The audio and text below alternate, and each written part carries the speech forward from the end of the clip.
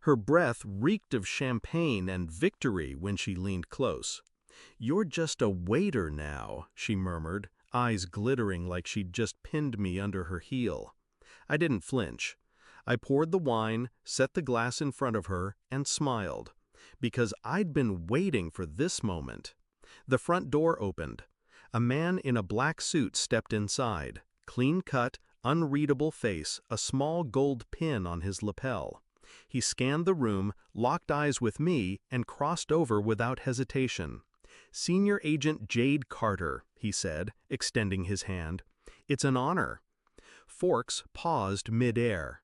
Glasses hovered, untouched. My stepmother's smirk drained from her lips.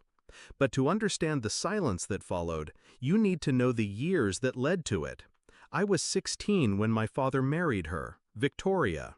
She was elegance dipped in venom, a social climber who collected people like jewelry. At first, she treated me like a project. New clothes, private school, her icy hand gripping my shoulder in every family photo. I thought it was love, in her own way. That illusion cracked the year I turned 21. My father had a heart attack. 2 weeks later, she sat across from me in the lawyer's office and smiled like she'd won a game I didn't know we were playing. She got the house, the accounts, my father's company. I got nothing, not even his watch. Her reasoning? "You're young, Jade. You'll make your own way."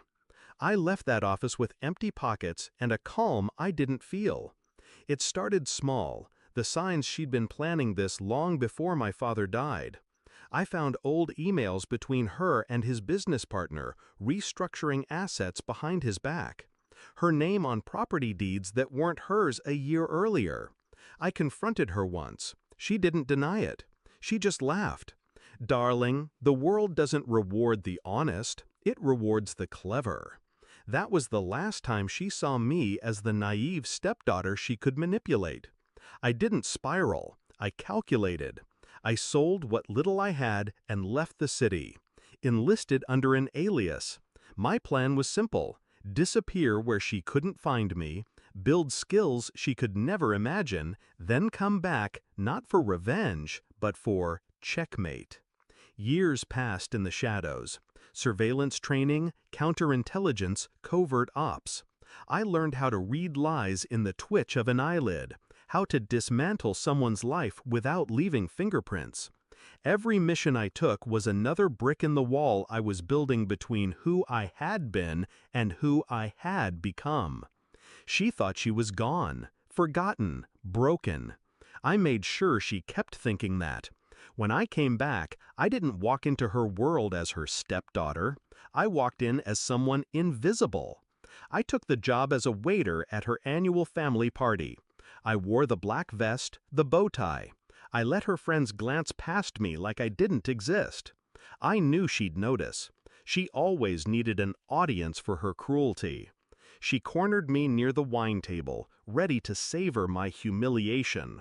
That whisper, "You're just a waiter now," was meant to crush me. But I wasn't there to serve drinks. I was there to serve the end game. 2 months earlier, I'd begun the real operation, quietly, precisely. Her second husband, a tech CEO with a fragile ego, had a mistress. I had the footage, the bank transfers, the hotel records. Her charity? A front for laundering campaign donations. I traced the money trail right to her personal accounts. The offshore property she hid from the IRS? I mapped it, down to the tile in the kitchen. I packaged it all, sent it through secure channels. Not to the police, not to the press, to people far higher, far more dangerous, the ones who didn't knock when they came for you. The Pentagon had been watching her charity for months. My file made sure they didn't just watch, they acted. Back at the party, the man in the suit clasped my hand like we were old allies. "Senior Agent Carter," he said again, loud enough for every single guest to hear. "We need to speak with you about your intel on Operation Glass Veil." I nodded, as if this was just another Tuesday. Of course. Victoria's glass slipped from her hand, shattering against the marble. Senior agent? She repeated, her voice brittle. The man turned to her, eyes sharp. Mrs. Whitmore, we'll also need to discuss your involvement in several classified matters. We'd prefer to do this discreetly. Her friend stared, whispers rising like smoke. Her husband took a step back, as if her downfall might be contagious. I didn't move. I just held her gaze. She finally saw me.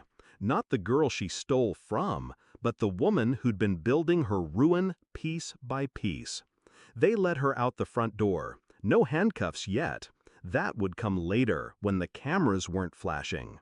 I stayed behind, picked up the empty champagne flute she'd left on the table. Her lipstick still marked the rim.